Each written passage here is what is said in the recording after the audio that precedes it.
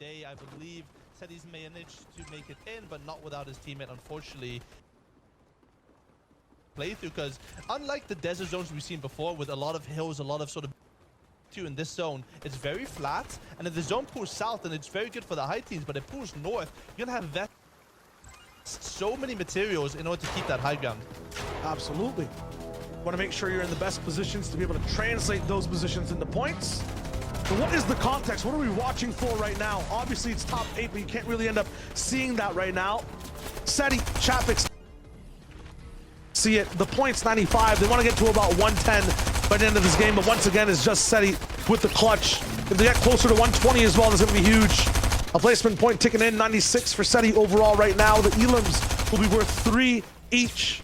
What he wants to do is just get into the top 8, maybe get in the 7th, 6th place overall. Will be a good spot to be at because you don't want to be right on the line. But that's going to be a big task because it's just him. And yeah, he can pull a little bit of loot with those webs, but now it's all about going all in. He has the zone. It pulls towards him. He should be ahead of Surge. Right above him is that first place team. They'll be playing passive, so that's very good for Seti. Just keep rocking. He might be able to just follow them. Meanwhile, everyone else is looking to maintain that 120-point line, stay ahead of it. And Austin Pink, not fully qualified just yet, but this game might solidify that. Yeah, and this is sort of a result of them using that launchpad early on that other rotate. Like I said, this is such a tough zone to rotate because of the open plains, and that, you know, that's going to be translated for this first moving here, making us have to go through that logo. But Seti, in the meantime, stuck between multiple players, able to hold out somehow, fully piece that opponent, and he is gone. See you later. Spider-Man's away, and he should be able to survive this, but he's still 111 below Surge now. He gets shot now by the teams, and this is the ideal timing, right? All of those players are going to be launch padding halfway through, and now into the static zone. They're going to be looking back towards low ground, because this isn't a water zone. This is a flat zone, and there's going to be people on low ground that you can eliminate for free, and Seti's going to be one of those players. Still 200 below Surge here, trying to traverse through this. The Spider-Man is saving his life just a little bit. He has those heals to survive, though, but 5 more players need to be eliminated, and Pick and Anas, they're also in the trouble here, also below Surge, but they tick back up, luckily for them. And here comes those chug splashes, and this is what I mentioned, those chug splashes for height, and there's no one on high ground actually, and all of the high ground teams are, I think, out of this lobby. I think Venno and Joe, they were very, very scuffed going into this rotate because Pick and Anas held them out, and this is what I mean, Shayo. This is a butterfly effect. They held Venno and his duo out very early on into half and half, and now they're the only aggressive high team now progressing into the second moving. Hey, you called it, Boop. It's all about having maybe one rocky game and then going for another back-to-back for Pink and Anas. They're right there, but Seti is still into the zone. He has a little bit of shield to work with too, but a heavy shotgun shot, a rattle of an SMG should just delete. In just a second, he has to play defense perfectly. 4 match, 2 match, 1, and almost done. Now he just has one more ramp to place. It's not going to be enough, but he has enough to get past that 100-point threshold. 138 for an Austin Pink, though. They're in a different complete dimension, a different hemisphere. They're literally all the way up inside the skies, and they're making it look like they're playing the same game over and over again. Randomly walk up on height and beam everyone else down below. Yeah, but the problem is, though, the zone does not pull back now into this 8th moving zone, so they have limited materials. People are going to be building for them, so they're going to be delaying their rotate just a little bit, but they have teams below them, and if there's teams aware, then it can be a little bit dangerous, though. But Kiriachi and Storm right here, they do find more elimination on this backside of zone. That's going to give them Siphon, but now back to 0 as they hold back out, and they're going to be careful now. Absolutely, Kiriachi actually ends up interrupting that high ground take, and then Stormy right that takes apart the other 50% of it. Pink and Anas are down. Kiriachi at 116 points will look to take away their place on the leaderboard and maybe even get closer to the lead. This might be a qualifying run for them. A victory royale here might solidify their spot inside the finals of this dual FNCS. Have a launch pad below, but not actually going for it at all. They just want to maintain control and make sure no one comes up. Look at the beams, the spray from Kiriachi. This man is finally awake and ready to get things going in this end game. You notice 360 degrees, he's just moving around and around. It's like his entire mouse is on a spinning top. Him and Stormy right have absolute control. Puka, Kaizen, Yaizen all the way down on low ground. They have to stay secure. Yeah, and there's a lot of very new duos in this endgame, right? A lot of faces we haven't seen before, but one we have seen a lot is the desk makes of that one, because if this is a team that's rolling in and looking good, I can't imagine what the rest of the board looks like. Let's take a look together. Shia Wager, I appreciate that you had your comb in hand. You're making sure the hair looks good. I appreciate that. Always lean as good as possible. My goodness, Stormy right, Kiriachi, they come into that game at 13th place. And after that run, they are now looking to contest into that top 8 for sure.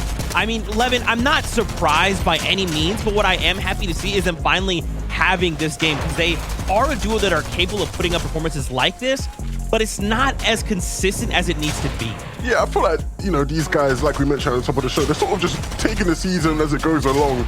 And at every moment when people sort of doubt their ability to move forward and keep on getting better, they do just prove people that they can. Yeah. And this is what you get with elite players. Kiriachi, if you're ever thinking about quitting Fortnite, please don't, right? We need to see you continue to pop off in end games, man, because the talent is still quite obviously there. And if they go into this last game with the right mindset and actually have a good game and retain a spot in the top 8, FNCS could get long for some teams. I mean, I think they only need a couple more points now. I think they're up to 132, if I saw correctly there. They had 79 before that, and then that elimination game that they got, 53 additional points. So they nearly just got all the 4 games points before that in a single match. And like, Kiriachi himself has been an incredible duo player all the way since Chapter 2, Season 2, probably before that. I don't know even that far back at that point, but even since then, always been super deadly, was always capable of stuff like this. And when he's teamed up with Stormyrite, we've seen it succeed in the past. FNCS champions, like you mentioned. Here we go. This could just be a run for the FNCS finals. That's right. We can't forget, of course, Anas and Pink. I just don't know how they continue to have that high ground, right? It doesn't matter who's up there. They just know when it's time to execute, when it's time to move on over, they're ready to engage. And I mean, especially in this game, they struggled, right? They struggled here in the early game, and then they just completely changed the game. They're like, look, we need to find eliminations. We need to go for height. We know what we need to do to win. Let's just do it, Levin. Yeah, honestly, you know, Boot made a great call, right? They really were unfortunate in terms of the zones here, right? In terms of just not being able to have the zone fall back on them, it just meant that they were so shambles. And honestly, man, as much as I'm sure they would have wished they could have a better game, again, they've shown in multiple games now, they are the only real elite high ground team coming into.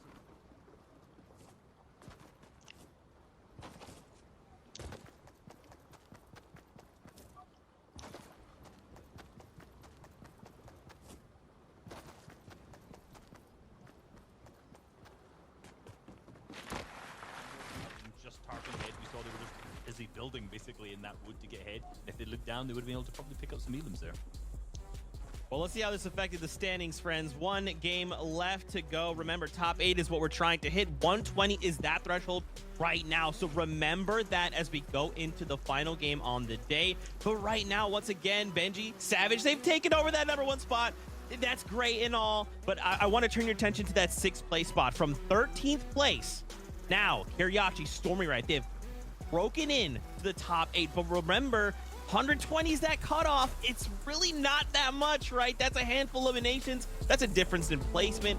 Anything still can happen. The final game on the day. Fortnite fan, make sure you buckle up and be prepared. We're doing this one last time in Europe from qualifier number 2. Boop, Shy Wager. Take us in.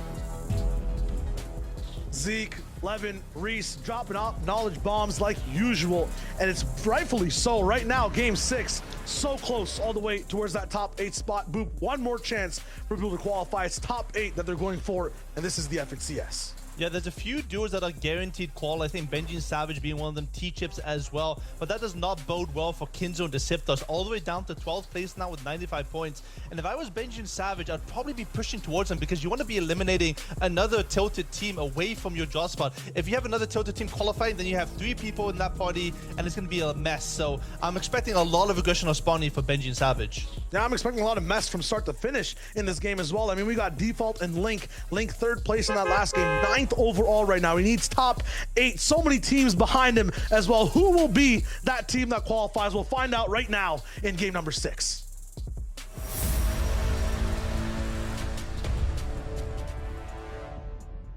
Game number 6, the ultimate game of this finals. There is so much on the line here. One game could be the difference, but will it be the difference for Kinzo and Deceptor?